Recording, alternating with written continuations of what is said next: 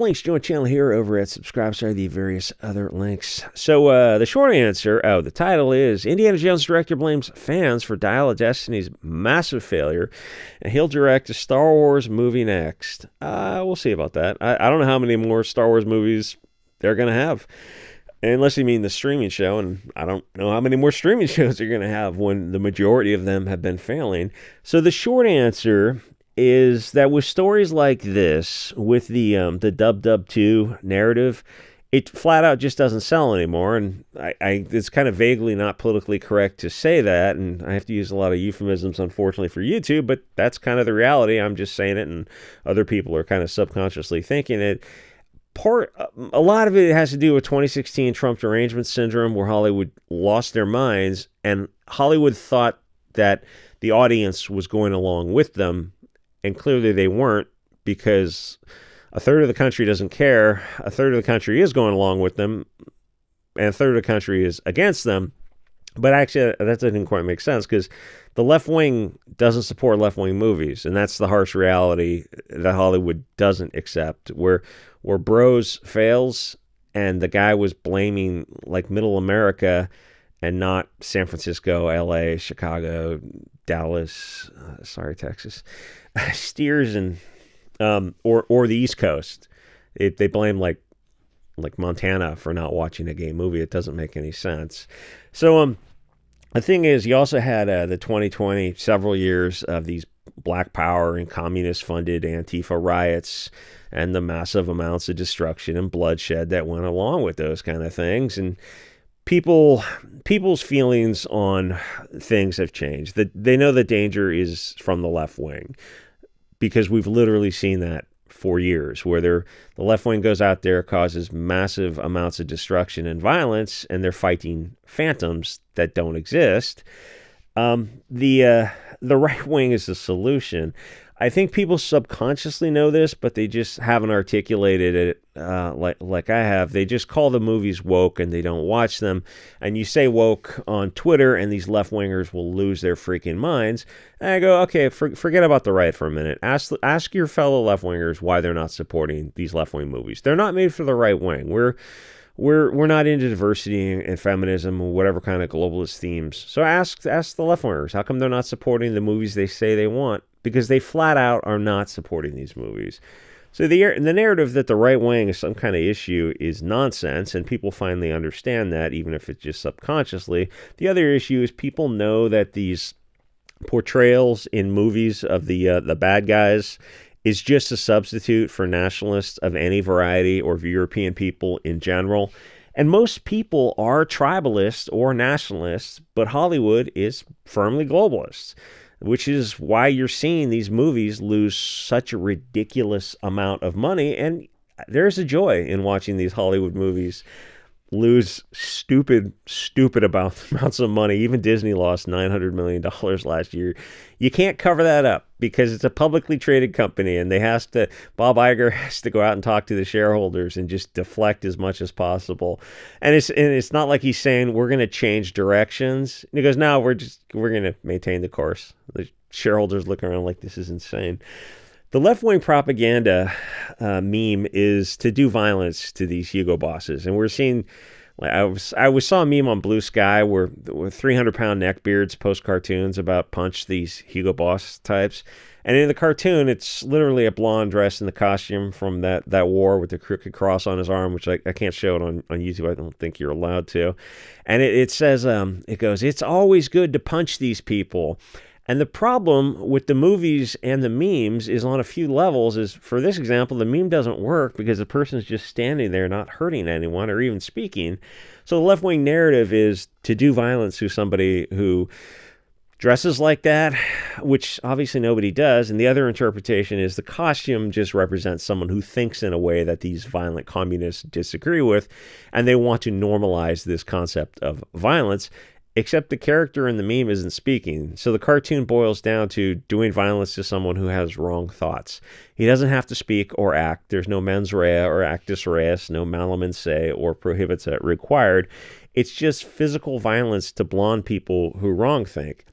And this is kind of what's going on in people's subconscious on why these these kind of globalist movies, this propaganda is not selling, and it very clearly is not selling. They're losing a ton of money on these movies. We're talking about like $100 million losses per movie.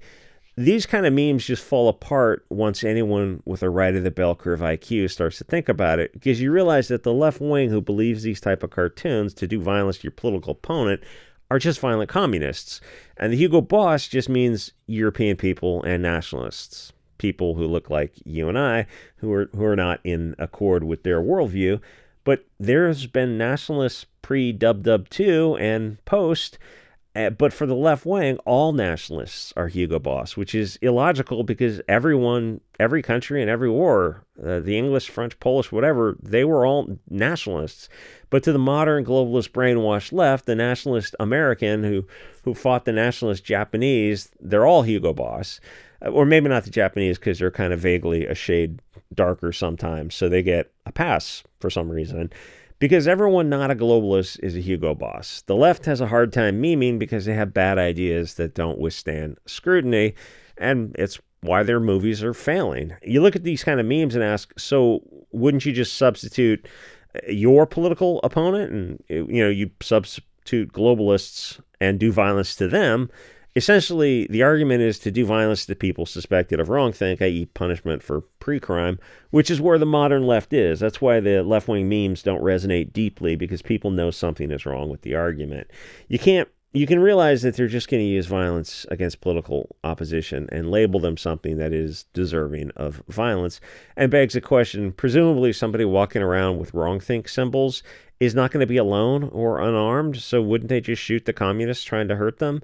And the problem is, once you advocate violence instead of debate, then you're just advocating war, because the right wing isn't going to sit there and be attacked. That's the point of why free speech is so important in the first world civilized society. So the open marketplace of ideas will get these ideas exposed, and the harsh disinfecting sunlight and whatnot, and the rational adults will discuss these ideas, and people will decide for themselves if they're on the right or the left, and the left wing can't have people deciding for themselves. And they're advocating to skip discourse and go straight to violence is Banana Republic behavior, and the left's simplistic thinking is why these kind of memes and movies fail, because their worldview is too one-sided, that Hugo Boss is bad, but everyone on the right is also Hugo Boss, and violence should be done to them.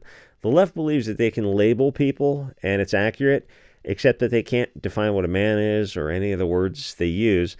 The Hollywood narrative out of war movies is to ignore the Japanese atrocities, the Bolshevik atrocities, human rights violations in China, Russia, Cuba, Southeast Asia. How many Pol Pot or Papa Doc movies or Haiti are you getting? And they just focus on how much they hate blonde-haired, blue-eyed people who are the marginalized and oppressed world's minorities. There's less than 1% of the world. And, a funny, not to make this too loud, there's what was it, The Killing Fields? Pol Pot, right? Khmer Rouge. And there was a scene in that movie where it's a movie about Khmer Rouge and the bad guys. But there's a scene in the movie where they're listening to the radio in the background. It's something about Nixon, how bad Nixon is. And I thought, that was just so unnecessary. How bad America was, where they bombed the wrong country, and something about Nixon. It's just like, you just had to put that in there. They couldn't just make a movie without putting in some kind of dig on the right wing. Anyway, it's, they, like I said, the Europeans have the most eye color, hair color, skin color diversity. Like, they are the people of color. But when you control the narrative, you can use the media to shape people's perspective, and low IQ people just repeat the media programming without stopping to go, wait a minute, we have this kind of reverse. This doesn't make any sense. And they're so comfortable saying things that don't make sense, which is fine when you're in your own little echo chamber, but then it comes time to sell tickets to movies and nobody's showing up for the movies because subconsciously they know something's wrong, and they're not going to speak like I'm speaking. They don't have to. They just don't see the movies. I mean, you have to cajole people out of their money, and like getting money from people, it turns out to be quite a bit of a challenge. People love on social media to say, shut up and take my money. And as someone who gets donations myself, I know the difference between like support in words and support financially. And Hollywood knows that difference to the tune of hundreds of millions of dollars, because the left wing is not turning out to support these kind of movies that are made for them.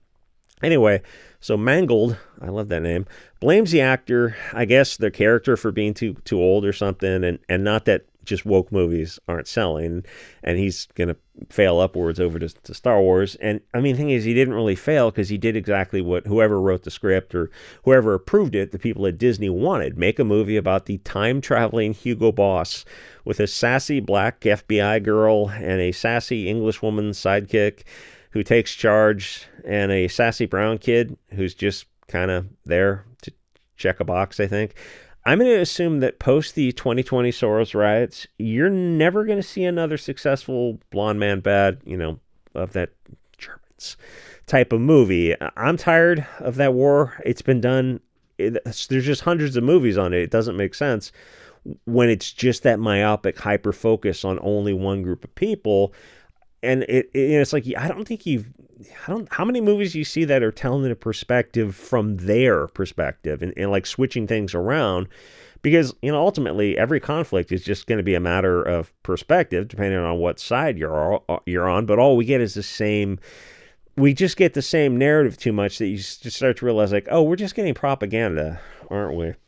Or tell us about how evil the communists were and are, and their effect around the world, and which obviously Bolshevik Hollywood is not going to make a movie about themselves, because that is their belief system. They're communists. They're just a very wealthy one, or actually even worse than communists. They're globalists, which is like an even more cringier, lamer version of or even Karl Marx is politically incorrect for the modern left-wing Marxists. He had some spicy takes on things, to his credit. Now it reads as if he had a sense of humor in some of the things he said.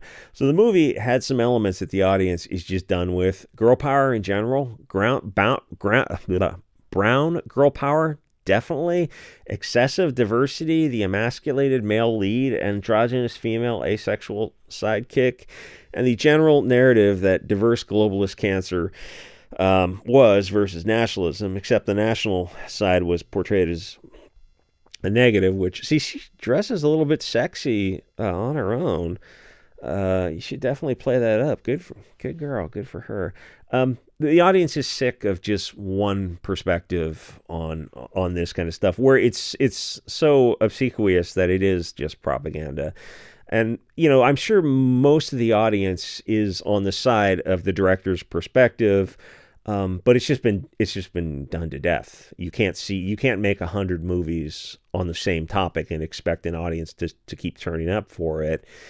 To the extent they made 3 out of the 5 movies with the same storyline, and that's ridiculous. I mean, more people, I'm sure. How come nobody at Disney goes, wait a minute, wait, going to that well twice? Raiders of the Lost Ark, excellent film, excellent cinematography.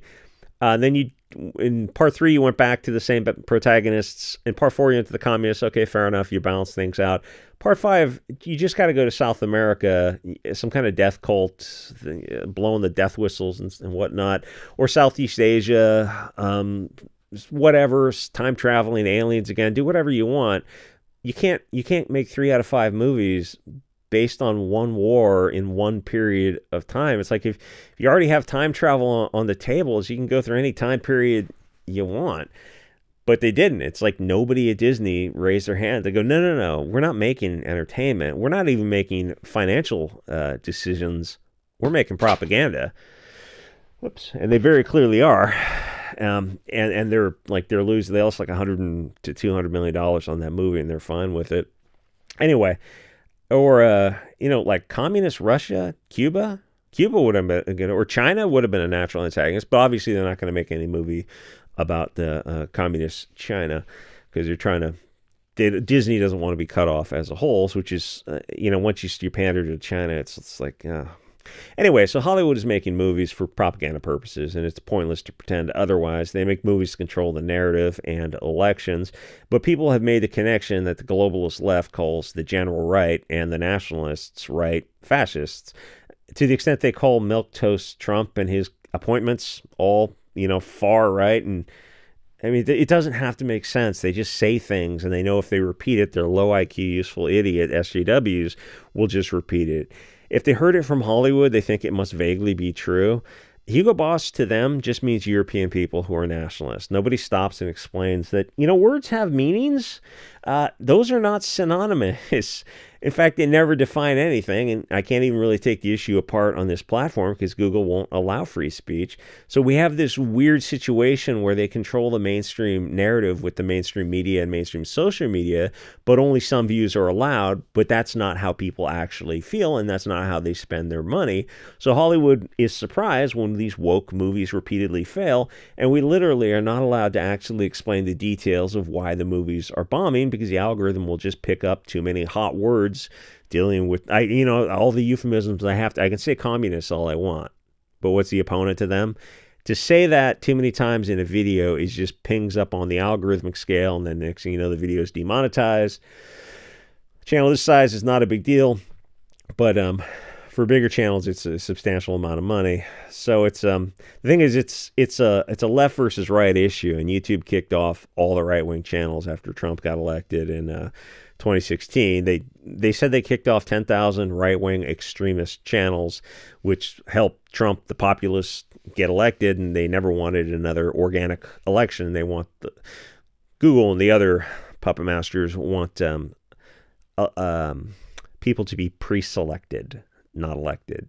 And Occam's razor, I know conspiracy theorists love to look at Trump, and Occam's razor says he probably was organically elected in 2016. That probably was an organic event. Not everything is a deep conspiracy theory, mostly because you look at the energy that was against him then and now. So they said they kicked off 10,000 extremist channels on YouTube, and you look around and you're like, that's horse feathers. You know that's horse feathers, because I was watching a lot of those channels, and they were right wing and they were politically incorrect, but they weren't extremist right wing channels. They were almost nobody, even in 2015, was that far right on YouTube.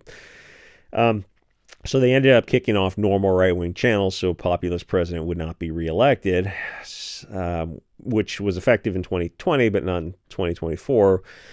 And even to challenge the results of that was not allowed on YouTube, or to challenge the issue of the health issue that was going around was I did a video on one of the other channels about the scientific method and how to analyze information, and that was a strike on the channel. Go through the scientific method. Weird. So the left-wing narrative isn't selling, but the mainstream platforms just don't allow anyone any details to explain, or else you'll get there's the little diversity hire sidekick and his female, the vagina power that emasculates him. And I would have been funny if how old is he in the movie, like 78, if he was managed to get it up and bang the hell out of her. Would have been freaking hysterical. So they're suppressing people discussing things, but that doesn't change how people actually feel about pop culture and how they spend their money, because they're not spending their money. And then someone who, like, if you made a video and honestly discuss this, you just get kicked off the platform, which is honestly a disservice to Hollywood. If they truly don't know why these movies are bombing. But the left wing has to censor and deplatform. They're not interested in any kind of discussion about these kind of things. Everything they do is going to be toxic globalist propaganda. And the next 4 years in pop culture is going to be fascinating to see what direction they go in it. And I'm betting right now that they're going to continue with the woke. Like, people who think the left is dialing down. Just wait before you reach that conclusion. What comes out of Hollywood tells you they might be more subtle about it, but they're not changing direction, because this is who they are. Religion doesn't change its direction. They will drink the Kool-Aid. They will. What was that comet? The comet that people were waiting for to go off. There was like 50 people who believed that there was a comet coming to take their souls, and who knows? They might have been right, but you see how crazy this kind of stuff is. And people don't want to think like, well, you're talking about a $153 billion Disney company. Yeah, but it just has to be the people at the top who are crazy. And they are, and I say this because I've seen their Zoom calls, I've seen their shareholder meetings, I've seen the way they talk to each other. They're every bit as crazy as the people drinking Kool-Aid cocktails. And that's a hard thing for people to understand. But you listen to their Zoom calls and you hear these executives, that woman talking about her kids, and it's all kinds of BLT type of stuff. The kids has all these identities, and she's talking about her kids' sexuality. Like at one time, that would have been shocking to people to say you're talking about, one, a child in general, but I mean, two, your child to the public. Like this isn't a conference call between private parties. It's bizarre. It goes out, like anyone can watch a Zoom call and this woman is talking about her kids or, identifying as the other type of thing. And it's like, so you just telling a million people about your kids? That's weird. Like you get how weird that is. And the thing is, they don't. I don't know if they're all benzoed out of their mind and drinking wine and serotonin stuff, and like they're just like, these people are not going to have a come to Jesus moment. They're already drinking the Kool-Aid. Anyway, how long is this? The 21 minutes, not long. Actually, I did an earlier version of this, but I think I said a couple things humorously and hyperbolically, and I don't think the algorithm would pick it up. So I'll put that on SubScribeStar. Anyway, like, comment, subscribe. Thanks to everyone over at SubScribeStar, over at the Odyssey member section, and over at Throne. The Throne has actually worked out pretty well. And I'll see you guys all next episode.